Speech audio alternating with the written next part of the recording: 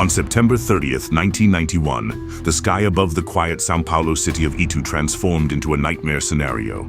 What began as an ordinary afternoon in the Brazilian countryside ended in a spectacle of atmospheric fury that no one expected. A colossal force of wind, unofficially classified as F3 or F4 on the Fujita scale, swept away everything in its path, leaving a landscape more reminiscent of the plains of American Tornado Alley than the heart of South America. What is Itu and why did no one expect a tornado there? Brazil, land of immense jungles, endless rivers, and cities that beat to the rhythm of the tropics. In the heart of the state of São Paulo, more than 100 kilometers from the capital, lies Itu, a city that until the early 1990s was known for its tranquility, its colonial architecture, and its tourist appeal. No one would have imagined that here, in this idyllic landscape, one of the most violent tornadoes ever recorded in South America would unleash itself. Itu has a unique history. Founded in the 17th century, it flourished as an important agricultural trading center in the São Paulo countryside. Its name, of Tupi origin, means Great Waterfall, recalling the waters that feed the region. Over time, it became a cultural destination, famous for its role in the politics of Imperial Brazil and for a curious trait, the local taste for exaggerating things, from monuments to stories. This is why it earned the nickname the City of Exaggerations. But nothing in that reputation prepared her for the over-the-top nature that was to come in 1991. Geographically, Itu sits on an elevated plain connected to the Tietê River basin. It is a transitional region between the agricultural countryside and the first foothills of the Serra do Japi, a mountain range that shapes the local climate. The weather here is generally temperate, with rainy summers and dry winters. The landscape, dominated by farmland, did not seem like a breeding ground for large-scale tornadoes. Brazil is not Kansas. Brazil is not Oklahoma. And yet, under certain conditions, the ingredients for a destructive tornado can align here too. Until the end of the 20th century, the common perception was that tornadoes were virtually impossible in Brazilian territory. Most people associated these phenomena with Hollywood movies or American newsreels. However, meteorologists had already identified an area prone to the formation of severe storms, the so-called South American Tornado Alley. This corridor extends from northern Argentina and Paraguay to southern and southeastern Brazil. The explanation lies in atmospheric dynamics. Cold air masses descending from Patagonia collide with warm, humid air from the Amazon and the Atlantic. This collision generates supercell storms, the same ones that produce the most intense tornadoes on the planet in North America. In 1991, Brazilian science had not yet fully assimilated these realities. There was no national early warning system for tornadoes, much less weather radars capable of anticipating the rotation of a supercell. The population lived in a state of confidence, convinced that disasters of this kind were a foreign problem. On September 30th, that illusion of security was shattered forever. To understand the unexpectedness of the event, it's necessary to compare. In the United States, between 800 and 1,000 tornadoes are reported each year, with dozens of them reaching category F3 or higher. In Brazil, by contrast, the statistics were vague, with sporadic and poorly documented reports. There wasn't even a consolidated official record. This made the Itu phenomenon not only devastating but also disconcerting. The weather that day began like many others: warm air, rising humidity, and increasing cloud cover.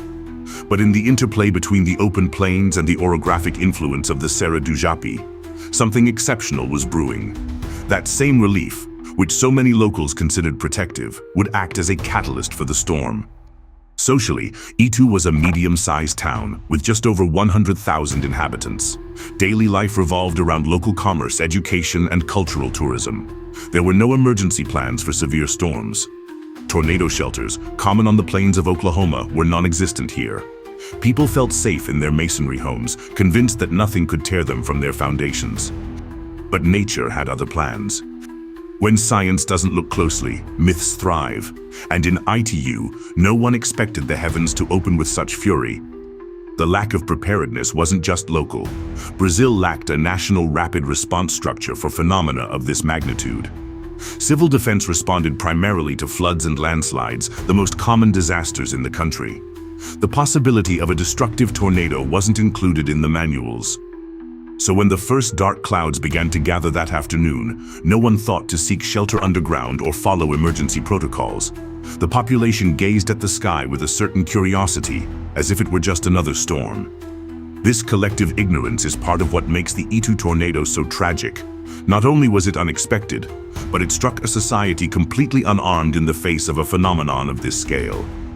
Today, with the perspective of more than 3 decades, Itu symbolizes Brazil's meteorological awakening. Since that disaster, scientists and authorities began to look more seriously at the possibility of tornadoes in the region. But in 1991, Itu was, in essence, a peaceful place, incredulous in the face of atmospheric fury. The monster was already brewing, and no one knew it. The day of the disaster, reconstruction hour by hour, September 30th, 1991, dawned like any other day in the interior of São Paulo. But what seemed routine concealed subtle signs of an atmospheric imbalance that would soon turn into a catastrophe. Since dawn, the atmosphere above Itu displayed unusual conditions. The air was more humid than usual for the season, with low clouds slowly dissolving in the sun. A warm air mass was rising from the north, laden with Amazonian humidity. Simultaneously, a cold front was approaching from the south, bringing with it denser, colder currents from Patagonia. On a technical level, meteorologists, who would later review the reanalyzed data, would detect unequivocal signs: high Cape convective available energy values, exceeding 2,000 joules per kilogram, enough to fuel violent storms. The vertical wind shear was also significant, with low levels blowing from the northeast and upper levels dominated by strong southwesterly currents. This combination, warm, humid air at the surface, cold, dry air aloft, plus winds in opposite directions, is the perfect cocktail for the formation of a supercell, the mother of all major tornadoes. However, in Itu, no one was talking about weather conditions. People went to the market, children attended school, and factories operated as usual. The threat was invisible. As the sun moved toward its zenith, cumulus clouds began to grow with unusual speed. Columns of water vapor rose vertically, forming white towers that stretched up to 10 kilometers high. Farmers on the outskirts of Itu noticed this. It seemed as if the sky was boiling, they would recall a few years later. São Paulo's weather radar, rudimentary and with limited coverage, only registered scattered echoes. Brazil lacked the dense network of Doppler radars that would allow a rotating storm to be detected. Thus, while satellites showed cumulus clouds growing, there was no official warning. By 15 p.m., the cumulus clouds had become cumulonimbus clouds, with dark anvil-like bases extending eastward. The structure was acquiring the typical features of a supercell, a powerful updraft, mesocyclonic rotation, and increasingly intense lightning discharges. It was an atmospheric energy machine. The engine of a high-intensity tornado was silently assembling over the São Paulo countryside. On the streets of Itu, some residents commented on the strange appearance of the sky. Green clouds, an anticipated gloom, thunder rumbling in the distance. Animals, sensitive to changes in air pressure, displayed unusual behavior. Restless dogs, birds seeking shelter. The supercell reached its maximum organization around 7 p.m. The updraft swirled violently, creating a funnel formation. Witnesses reported that the air became stifling and heavy, as if the atmosphere had stopped. Suddenly, a deep roar began to grow. It was the prelude to the tornado. At 6 o'clock, a dark funnel emerged from the cloud base and made landfall near the Sugarloaf Mountains. In a matter of seconds, nature transformed into chaos. The tornado began its path toward Itu with devastating force. Later estimates placed its intensity between F3 and F4 on the Fujita scale, implying winds of up to 300 kilometers per hour. The first impact was in rural areas, where it devastated entire plantations and uprooted trees. Trunks more than half a meter in diameter were thrown like toothpicks. Concrete poles were bent, some even embedded in the ground, a testament to the brutal force. Minutes later, the beast struck a road where a school bus was traveling. The vehicle, with dozens of passengers inside, was lifted into the air and thrown more than 200 meters away. The scene was apocalyptic. Metal twisted, glass shattered, and the human tragedy was sealed in an instant. At least 10 people died in that single incident. The storm didn't stop. It moved toward a nearby hotel, which was reduced to rubble in less than a minute. Rooms, furniture, and even concrete structures were dismantled and scattered by the wind. Witnesses described the sound as like 1,000 trains passing at once. That metaphor, echoed in tornadoes around the world, took on a terrifying meaning here. For nearly an hour, the tornado traveled for 30 kilometers and reached a width of up to 400 meters. Vehicles were swept up to 700 meters from their original position. Power towers collapsed, leaving the city without electricity and communications. The water supply was also disrupted. Urban infrastructure was paralyzed. Telephones were out of service, streets were blocked by debris, and makeshift sirens tried to overcome the roar of the wind. In the midst of it all, people sought refuge wherever they could, in bathrooms, hallways, under tables. In less than 60 minutes, Itu went from being a peaceful city to a field of ruins. The monster had shown its full power.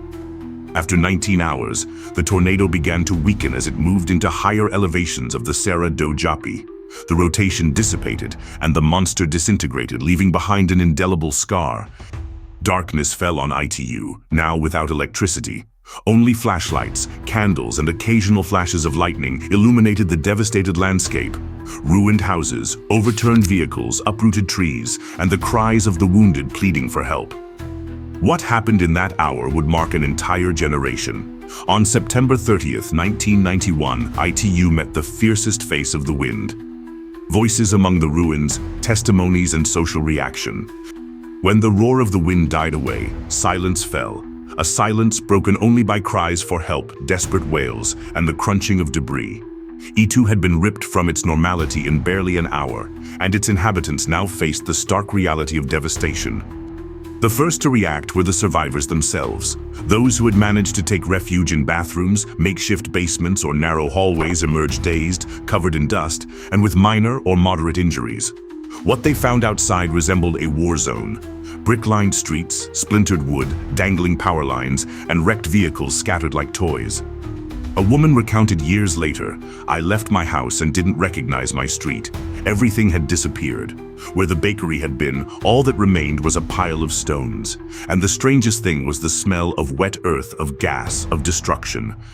The school bus became the epicenter of the human tragedy. Witnesses recalled rushing to the scene and finding the vehicle unrecognizable, twisted like paper. Desperate parents searched for their children, while neighbors tried to rescue trapped survivors. 10 lives were lost there, in an instant that would forever be etched in the collective memory. The devastated hotel also left horrific scenes. Guests who had arrived for a break in the São Paulo countryside found themselves buried beneath collapsed walls. Spontaneous brigades of neighbors dug with their hands, using wood as improvised levers.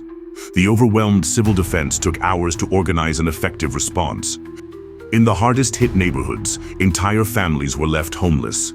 Unreinforced brick houses couldn't hold up. Tile roofs flew like projectiles, and entire walls collapsed. Those who had lost everything took refuge in schools and gymnasiums set up as emergency shelters. The tornado didn't just destroy walls and roofs. It tore at the social fabric of a community that had never faced anything like it. Local newspapers were the first to report the magnitude of the disaster. Photographers captured shocking images: cars embedded in trees, bent poles, concrete structures reduced to dust. The next day's editions referred to the tornado of the century, a phenomenon so violent it seemed unreal on Brazilian soil. National networks were slow to react. In an era without social media or mass internet, the news spread slowly. Many Brazilians in other regions only found out days later when the images began to circulate on television. The most powerful response came not from institutions, but from the people. Neighbors who had lost little or nothing shared food and water with those who had lost everything. Teachers helped their students find their families. Doctors and nurses rushed to overwhelmed hospitals, treating the wounded in hallways and courtyards. A middle-aged man recounted, "I saw my neighbor searching for his wife in the rubble. 3 of us got together and picked up piece by piece until we found her. She was injured, but alive. That moment united us forever." The mass funerals held in the days that followed became symbols of shared grief. Dozens of coffins lined up in churches and cemeteries demonstrated the full extent of the tragedy. Amid tears, songs, and silence, Itu began to process the trauma. Civil defense and the state government arrived with rescue teams, but the magnitude of the disaster took them by surprise.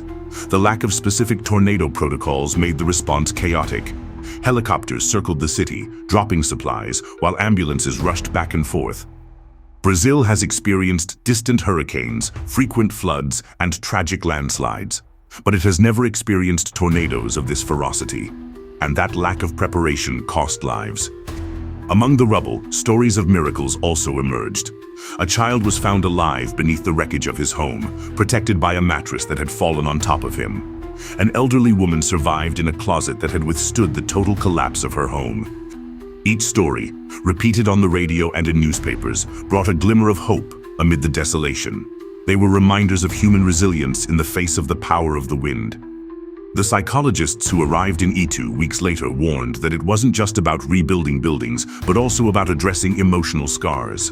Many survivors suffered from recurring nightmares, panic attacks during storms, and a constant feeling of vulnerability.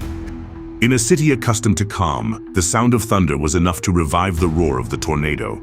That persistent fear became part of the tragedy's invisible legacy. The international scientific community took an interest in the event. Tornadologists and meteorologists from countries such as the United States and Argentina analyzed images, eyewitness accounts, and damage patterns. For many, it was confirmation that South America had its own, yet largely unexplored, Tornado Alley. The Itu tornado wasn't just a local catastrophe. It was a global wake-up call. The atmosphere knows no boundaries. In the following weeks, Itu became a symbol of solidarity. Donation campaigns were organized in São Paulo and other cities across the country. Food, clothing, and construction materials arrived. The government allocated emergency funds for reconstruction, although they were insufficient given the magnitude of the losses. The city began to rise, brick by brick, but the memory of that afternoon remained imprinted on every street, in every family. From the rubble emerged Itu's toughest test, but also its greatest strength, its people. The tragedy had united the community in a bond of grief and resilience that would never be broken. Unleashed power, technical analysis of the Itu tornado. To understand what happened in Itu that September afternoon, it's not enough to look at the debris. It's necessary to decipher the dynamics of the atmosphere, analyze the force of the wind, and place the event on the global map of the most intense tornadoes. The Itu tornado was born from a supercell, the most dangerous type of thunderstorm. Unlike other storms, supercells have a rotating updraft called a mesocyclone. This rotation, fueled by the contrast of winds at different altitudes, what meteorologists call vertical wind shear, is the spark that can give rise to a devastating funnel. On September 30th, 1991, the ingredients were present. High Cape. Available convective energy exceeded 2,000 joules per kilogram, enough to sustain explosive updrafts. Intense vertical shear. At the surface, warm, humid winds blew from the northeast, while at mid and upper levels, cool, dry winds from the southwest dominated. This crossover favored rotation. Active frontal boundary. The collision between cold Patagonian air and tropical Amazonian air was the final trigger. The result was a perfect supercell storm, and within it, a tornado powerful enough to make history. The damage in Itu was analyzed after the fact by Brazilian and international experts. The general conclusion is that it was an unofficial F4 tornado on the Fujita scale, although some place it in the lower range of that category, approaching the high F3. F3 implies winds between 253 and 332 kilometers per hour. F4 raises the stakes between 333 and 418 kilometers per hour. What damages support this classification? A school bus thrown more than 200 meters. Vehicles found 700 meters from their original position. An entire hotel reduced to rubble in seconds. Concrete posts torn out and reinserted into the ground. These levels of destruction are compatible with winds exceeding 300 kilometers per hour, which places the Itu tornado, with a fair degree of certainty, Indiana the F4 category. In the United States, F4 and F5 tornadoes are relatively common within Tornado Alley. In Brazil, however, events of this magnitude are rare. The Itu tornado became the most destructive tornado documented in the country up to that point, and is still remembered today as a meteorological milestone. To size it, the Xenia, Ohio, tornado of 1974, another F5, destroyed half the town. The Joplin, Missouri, earthquake in 2011, a category EF5, left more than 150 dead. Itu, although with a lower death toll, showed a comparable level of structural damage, especially in the way it tossed vehicles and ripped out foundations. It was a reminder that the fury of the wind isn't exclusive to North America. The atmosphere is universal and can unleash its power anywhere on the planet. The geography of disaster. The tornado's path, 30 kilometers long and up to 400 meters wide, crossed rural and urban areas. This contrast explains both the magnitude of the material damage and the relatively limited number of fatalities, 16 people. Had it passed through the densely populated city center, the death toll would have been much higher. Subsequent trajectory maps show how the tornado originated near the Asukar Highway, crossed outlying neighborhoods, and weakened as it reached the Serra do Japi mountain range. The mountainous terrain likely contributed to its dissipation by disrupting the supercell's updraft. Why was it so destructive? Meteorologists point to three main reasons. Wind speed, estimated at over 300 kilometers per hour, enough to tear away solid structures. Duration, it remained on land for about an hour, a long time by South American standards. Lack of preparedness. With no shelters or warnings, the population was left exposed in poorly reinforced housing. It wasn't just the force of nature, it was also human vulnerability that amplified the tragedy. Decades later, meteorological reanalyses confirmed that extreme conditions prevailed in southeastern Brazil that day. Computer models indicate a combination of high surface humidity, strong altitude divergence, and exceptional vertical shear, creating a scenario worthy of the most powerful tornadoes in Kansas or Texas. This event stimulated the Brazilian scientific community to further investigate severe storms in the country. Studies on the formation of supercells in the south and southeast were initiated, the need for Doppler radar installation was reinforced, and Brazil was officially recognized as part of the South American Tornado Alley. In 1976, a tornado in Tangará da Serra, Mato Grosso, destroyed more than 200 homes, but with lower intensity F2. In 2015, the Sangsaré tornado in Santa Catarina reached category F3 and left 2 dead and more than 200 houses destroyed. None of them, however, matched the violence and symbolic impact of the Itu tornado. ITU was the warning, an early warning that Brazil is not safe from the fury of the atmosphere. Despite the lessons learned, Brazil still faces challenges. The early warning system for tornadoes remains limited, concentrated in the south of the country. Densely populated cities in the southeast remain vulnerable. The Itu tornado showed what can happen when science underestimates a risk. 30 years later, the memory of Itu remains an open question. Are we ready for next time? The legacy of the Itu tornado. September 30th, 1991 was etched in Itu's memory, but its echoes extended far beyond. The tornado not only ripped off roofs and collapsed walls, it also shattered certainties and opened a new era in Brazilian meteorology. Before ITU, the scientific community in Brazil viewed tornadoes as isolated rarities, almost anecdotal events. Afterward, that perception changed forever. Universities like those in São Paulo and Campinas began systematically studying severe storms in the southeast of the country.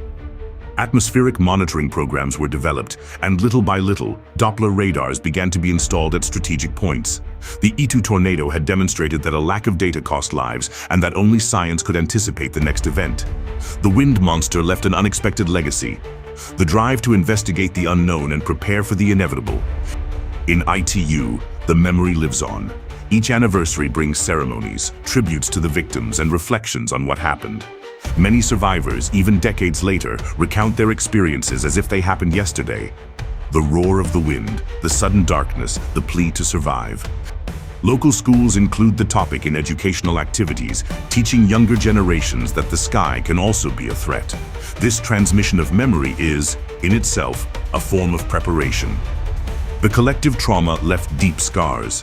Psychologists who worked with survivors noticed persistent patterns: fear of storms, anxiety on cloudy days, recurring nightmares. These invisible scars are part of what Itu carries with her to this day. The community's resilience was forged amidst this fragility. The solidarity experienced in the days that followed became a symbol of unity that still defines the city. The Itu tornado also put Brazil on the international map of extreme events. Scientists from the United States and Argentina studied it, and the notion of a South American tornado alley gained visibility. But despite the lessons learned, the country still lacks a robust early warning system. The population density of the southeast makes cities like Campinas, Sorocaba, and São Paulo itself at risk.